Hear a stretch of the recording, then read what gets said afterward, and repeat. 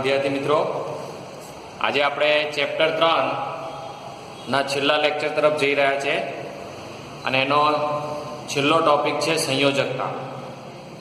હવે સંયોજકતા એટલે શું, તો એનું બીજું નામ આપ્યું છે ઓક્સિડેશન અવસ્થા.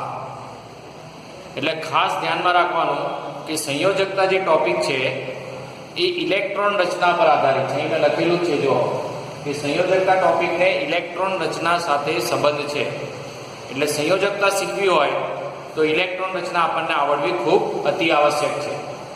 હવે અહીંયા આપણે સંયોજકતા કોની વધારે લઈશું, તો સંક્રાંતિ ધાતુ તત્વો છે તો એમની સંયોજકતાઓ જુદી જુદી હોય, આપણે પાછળથી ડિટેલમાં ભણીશું.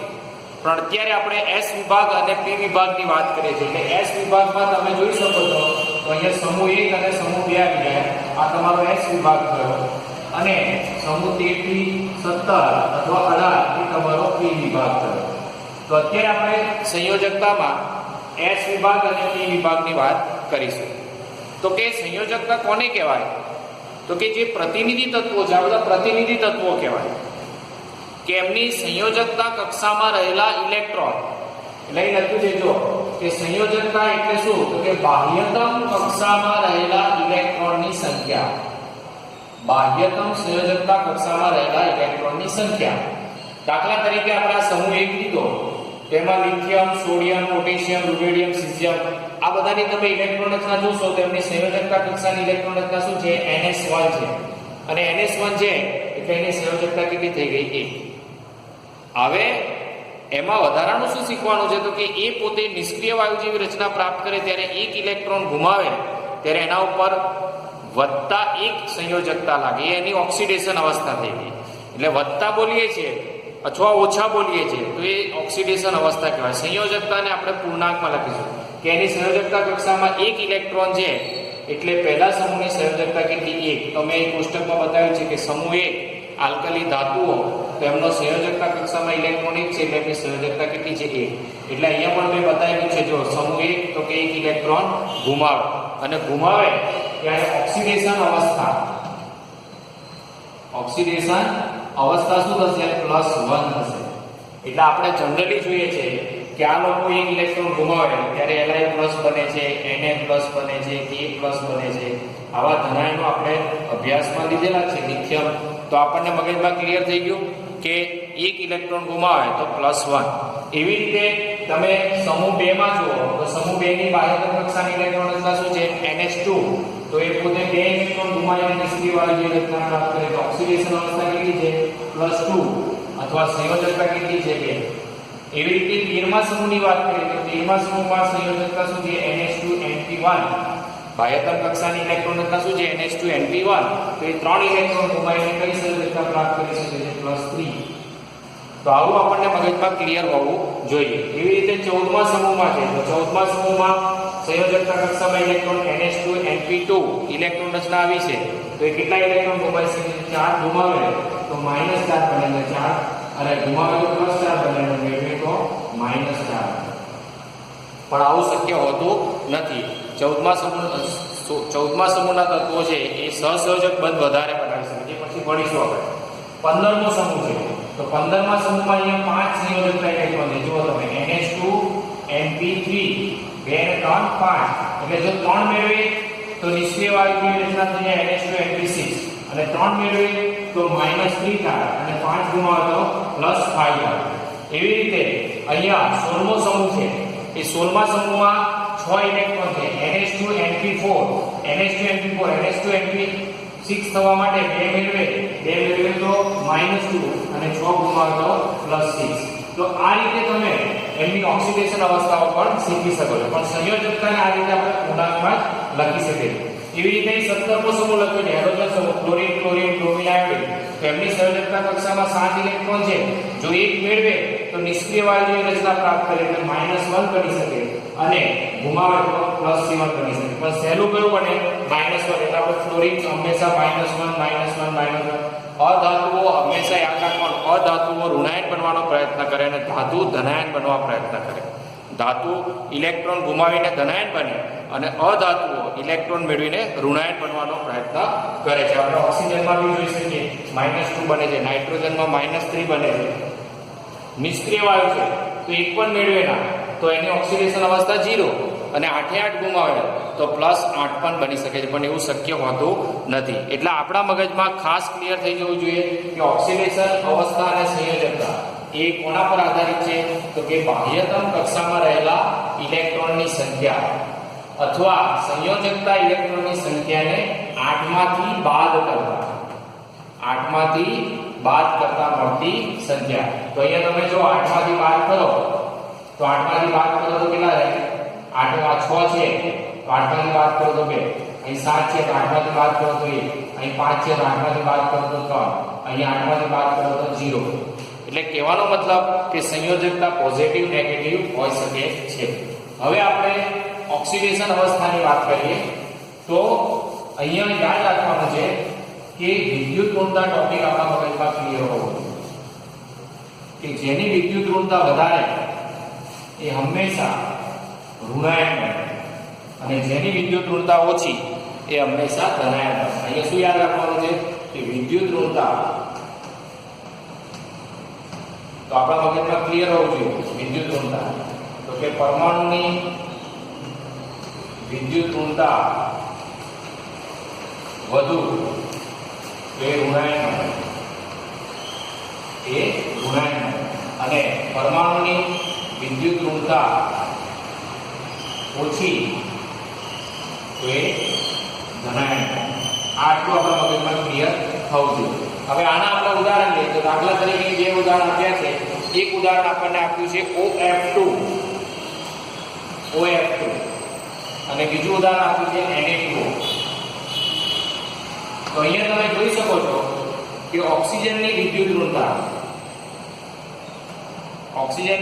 ઋણતા ફ્લોરિન કરતા ઓછી. ઓક્સિજનની વિદ્યુત ઋણતા ફ્લોરિન કરતા ઓછી છે. કેવી રીતે? તો કે ઓક્સિજનની સંયોજકતા કક્ષામાં 6 ઇલેક્ટ્રોન છે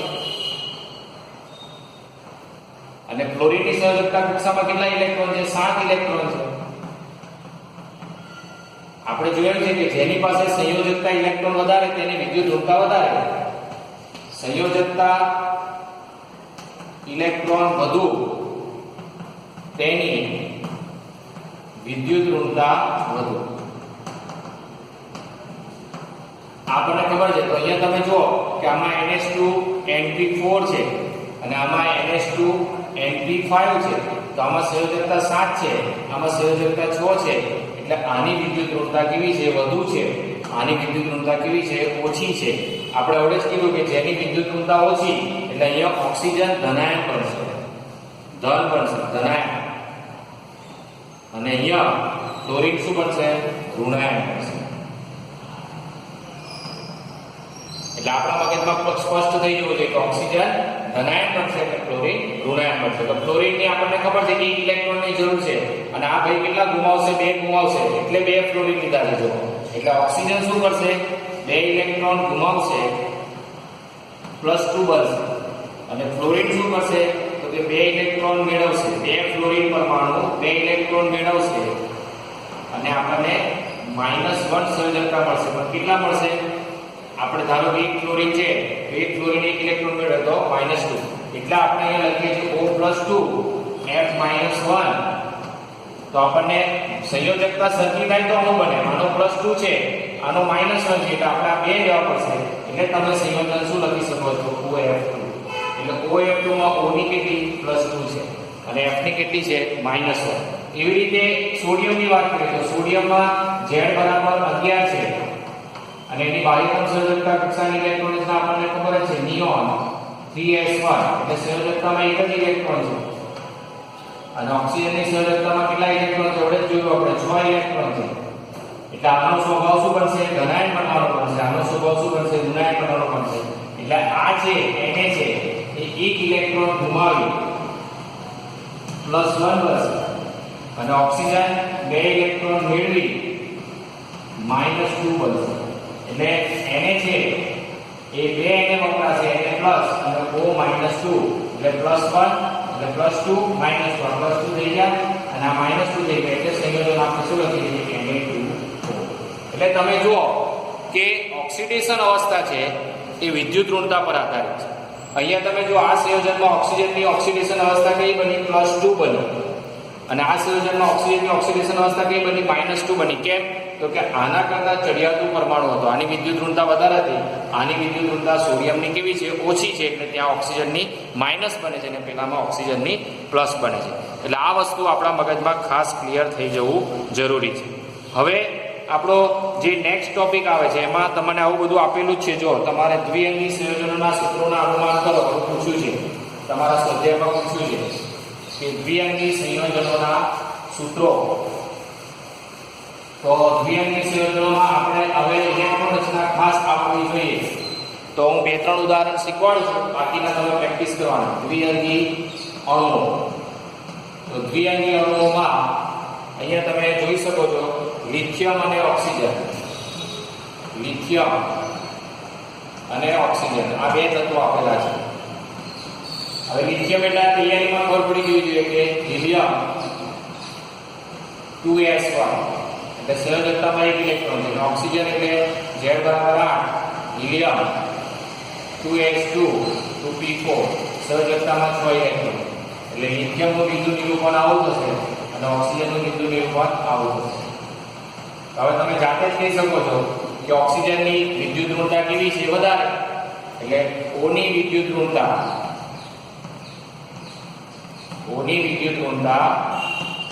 Li કરતા વધુ. એટલે Li શું બનશે? Li ને ધનાયન બનવું પડશે, તો O ને શું બનવું પડશે? ઋણાયન બનવું પડશે. તો હવે Li સ્વભાવ શું છે? 1 ઇલેક્ટ્રોન ગુમાવે. Li 1 ઇલેક્ટ્રોન ગુમાવીને શું બનશે? Li +1 બનશે. કારણ કે 1 જ ઇલેક્ટ્રોન ગુમાવી શકે. એટલે ઓક્સિજન શું કરશે? તો કે ઓક્સિજનની સંયોજકતા કક્ષામાં NH2 NP6 થવા માટે 2 ઇલેક્ટ્રોનની જરૂર પડે. એટલે ઓક્સિજન શું કરશે? 2 ઇલેક્ટ્રોનનો સ્વીકાર કરી અને O -2 બનશે. તો મારે લિથિયમ કેટલા લેવા પડશે? 2.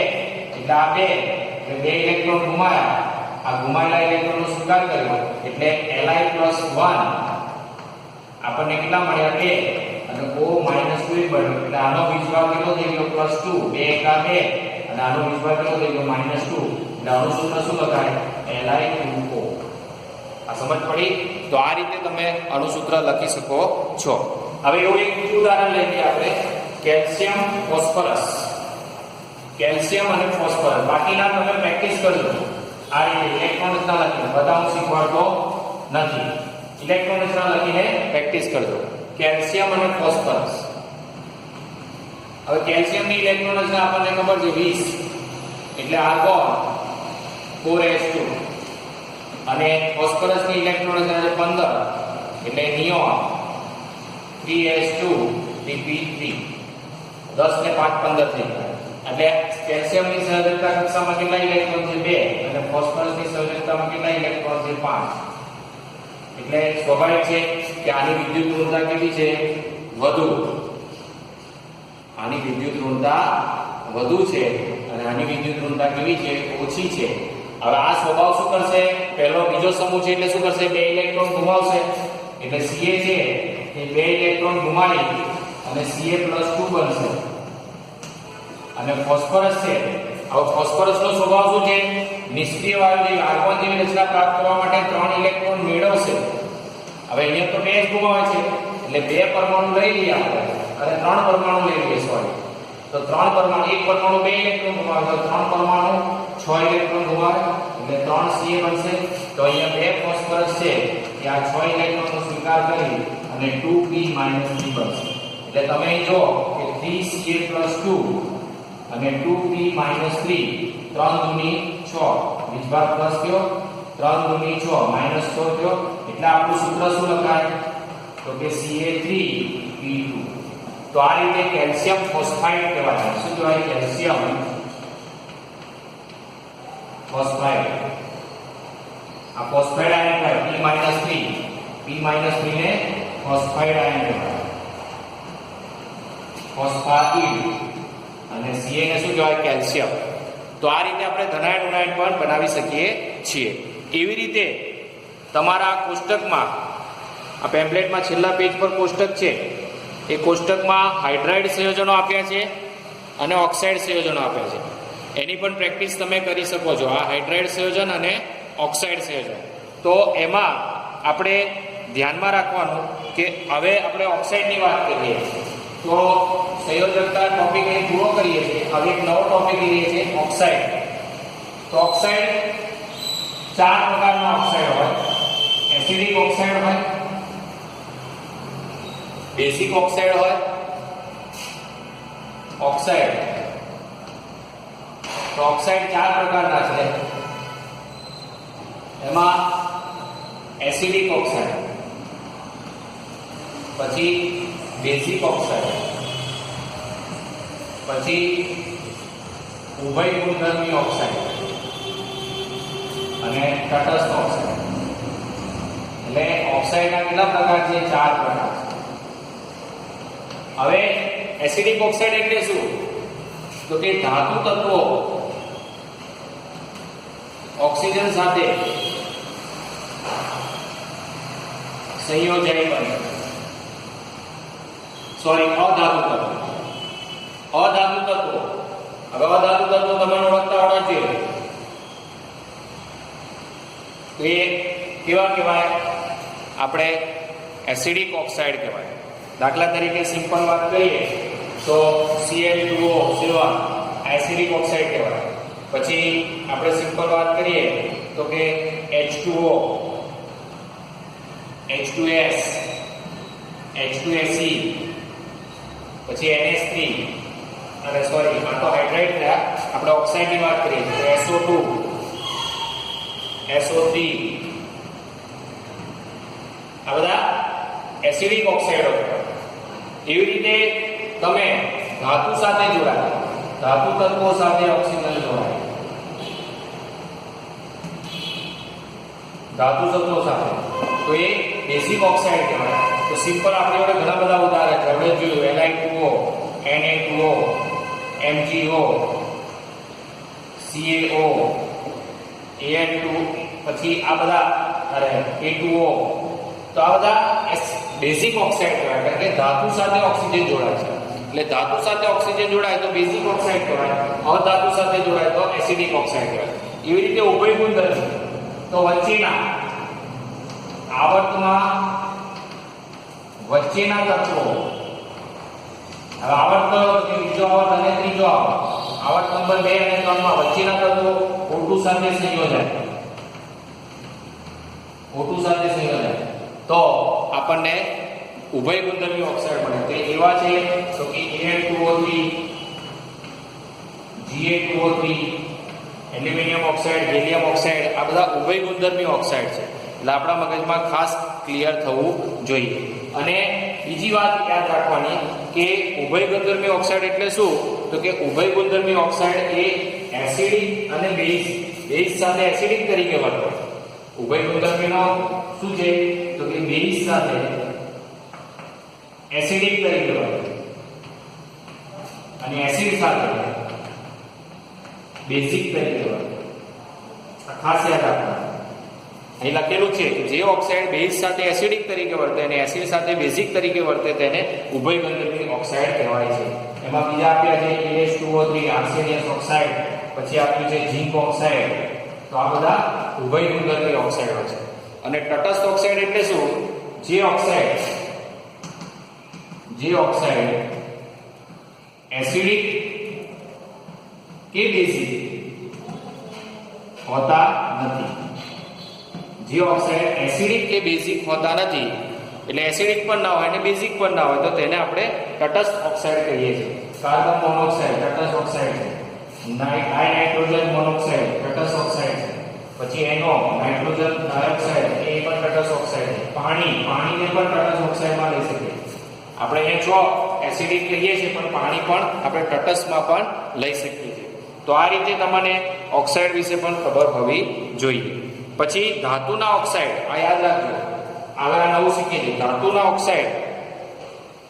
એટલે આપણા મગજમાં ક્લિયર થઈ ગયું કે અધાતુના ઓક્સાઇડ અધાતુ તત્વો ઓક્સિજન સાથે જોડાય તો એસિડિક ઓક્સાઇડ, ધાતુ તત્વો ઓક્સિજન સાથે જોડાય તો બેઝિક ઓક્સાઇડ.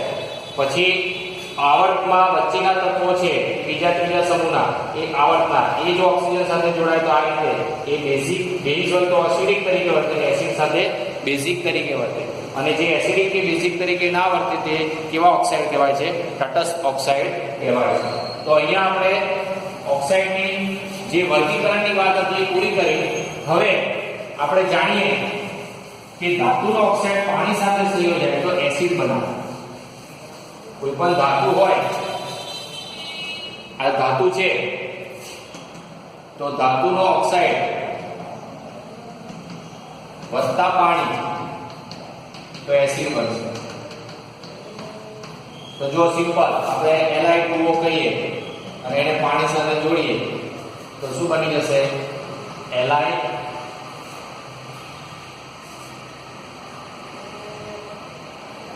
હવે બેઝ બનશે.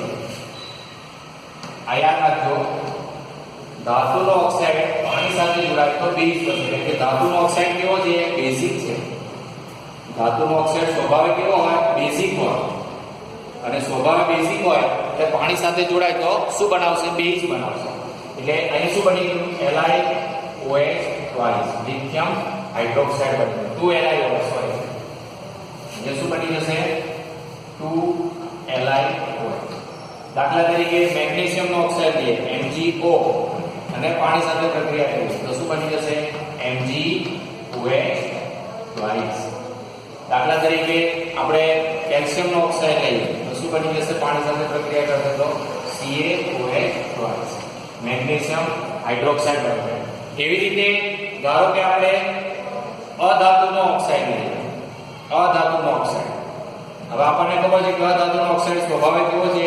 એસિડિક છે, અને એ પાણી સાથે પ્રક્રિયા કરે તો શું બનાવશે? એસિડ બનાવશે. શું બનાવશે? એસિડ. તો આપણે સિમ્પલ ઉદાહરણ લઈએ Cl2O7. હવે આ પાણી સાથે જોડાય છે H2O તો શું બની જાય છે? HClO4 બની જાય. પરક્લોરિક એસિડ. પરક્લોરિક એસિડ બની જાય. આપણને સમજમાં હોવું જોઈએ કે પરક્લોરિક એસિડ બનાવે છે. એટલે આ વસ્તુ આપણા મગજમાં ખાસ ક્લિયર હોવી જોઈએ. હવે અહીંયા એટલું જાણવા જેવું આપ્યું છે કે ઓરડાના તાપમાને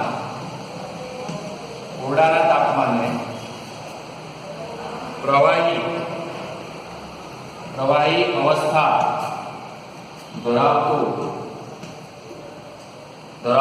અધાતુ. આવો પ્રશ્ન પૂછી કાઢે ઘણીવાર કે ઓરડાના તાપમાને પ્રવાહી અવસ્થા ધરાવતી અધાતુ કઈ? કે બ્રોમિન. આ બ્રોમિન આપણને પ્રવાહી સ્વરૂપ મળશે, પીડાશ પડતું પ્રવાહી. અને બીજો પ્રશ્ન પૂછી કાઢો કે ઓરડાના તાપમાને પ્રવાહી અવસ્થા ધરાવતી ધાતુ કઈ? તો કે મર્ક્યુરી. Hg પારો, એને આપણે પારો કહીએ, મર્ક્યુરી. તો આ બધી વસ્તુઓ આપણા મગજમાં ક્લિયર હોવી જોઈએ. પછી વાયુરૂપ અવસ્થા ધરાવતા તત્વો કયા? વાયુરૂપ અવસ્થા ધરાવતા. તો વાયુરૂપ અવસ્થામાં આપણને ખબર છે નાઇટ્રોજન, ઓક્સિજન, ક્લોરીન અને ક્લોરીન. આ ચાર આપણને વાયુરૂપમાં મળે છે, અને તત્વ સ્વરૂપે નથી મળતા, દ્વિપરમાણુ અણુ સ્વરૂપે મળે છે. દ્વિપરમાણુ અણુ સ્વરૂપે મળે છે. અચ્છા, એટલે આ વસ્તુ આપણા મગજમાં ક્લિયર હોવી જોઈએ. હવે ત્યાર પછી તમારે S વિભાગના તત્વો ભણશો અથવા P વિભાગના તત્વો ભણશો ત્યારે એક ટોપિક આવે છે વિકર્ણ સંબંધ. હવે આપણા મગજમાં ક્લિયર હોવું જોઈએ કે P વિભાગમાં સમૂહ P. હવે એક નવો ટોપિક આવે છે વિકર્ણ સંબંધ. તો વિકર્ણ સંબંધ એટલે શું? તો કે P વિભાગમાં સમૂહ 13 છે તો સમૂહ 13 નું પ્રથમ તત્વ છે બોરોન.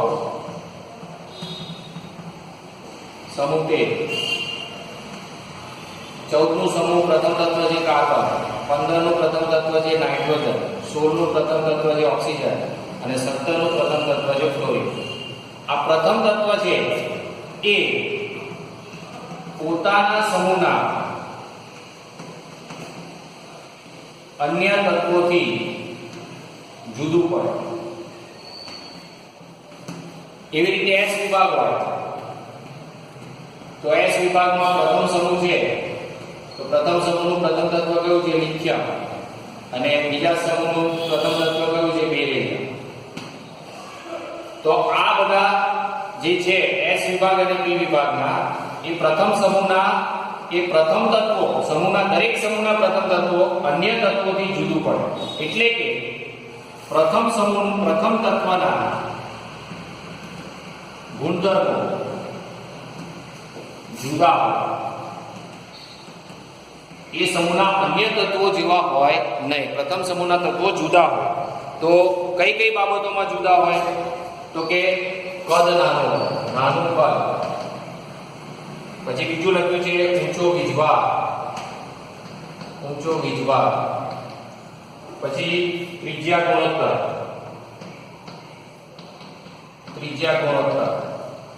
પછી વિદ્યુત ઋણતા.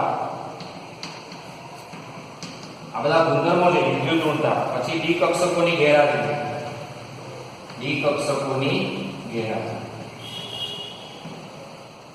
તો આ બધા ગુણધર્મોમાં જુદું પડે દરેકનું. આ બધા પ્રથમ તત્વો છે, આ બધા પ્રથમ તત્વોના કદ નાના હોય, વીજભાર ઊંચો હોય, ત્રિજ્યા ગુણોત્તર જુદો હોય, વિદ્યુત ઋણતા જુદી હોય, ડી કક્ષકોમાં ગેરહાજરી હોય. આ બધા ગુણધર્મોને લીધે તે સમૂહના અન્ય તત્વોથી જુદું પડે. તો એ જુદુંપણાને આપણે વિકર્ણ સંબંધ કહીએ છીએ. તો એનો કોની જોડે હોય? તો અહીં ઉદાહરણ આપ્યા છે. જો વિકર્ણ સંબંધનું ઉદાહરણ આપ્યું છે. એટલે વિકર્ણ સંબંધ એટલે શું? તો કે આ ગુણધર્મોમાં જુદાપણું હોય તો અન્ય સમૂહના તત્વો સાથે સામ્યતા ધરાવે.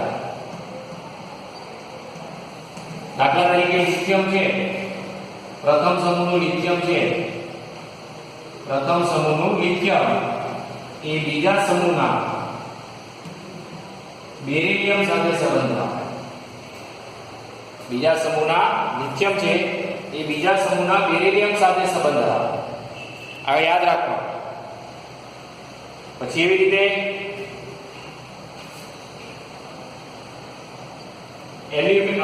બેરિલિયમ છે તો એ એલ્યુમિનિયમ સાથે વિકર્ણ સંબંધ રાખે.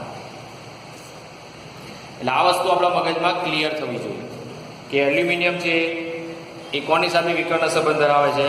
અને બેરિલિયમ તો કે એલ્યુમિનિયમ જેવા ગુણધર્મ ધરાવે, લિથિયમ તો કે બેરિલિયમ જેવા ગુણધર્મ ધરાવે. એટલે આ વસ્તુ આપણા મગજમાં ખાસ ક્લિયર થવી જોઈએ. એટલે લિથિયમ આનો મેગ્નેશિયમ સાથે લિથિયમનો સંબંધ કોની જોડે છે? મેગ્નેશિયમ સાથે. બેરિલિયમનો એલ્યુમિનિયમ સાથે. એવી રીતે બોરોનનો કોની સાથે છે? તો કે સિલિકોન સાથે. તો કે આ બીજા સમૂહમાં વિકર્ણ સંબંધ ધરાવે. એટલે કહેવાનો મતલબ કે આ બેના કદ, પરમાણ્વીય કદ અને આયનિક કદ લગભગ સમાન હોય, ત્રિજ્યા ગુણોત્તર લગભગ સમાન હોય, ડી કક્ષકનો અભાવ હોય. આ બધામાં એક સરખું જોવા મળે.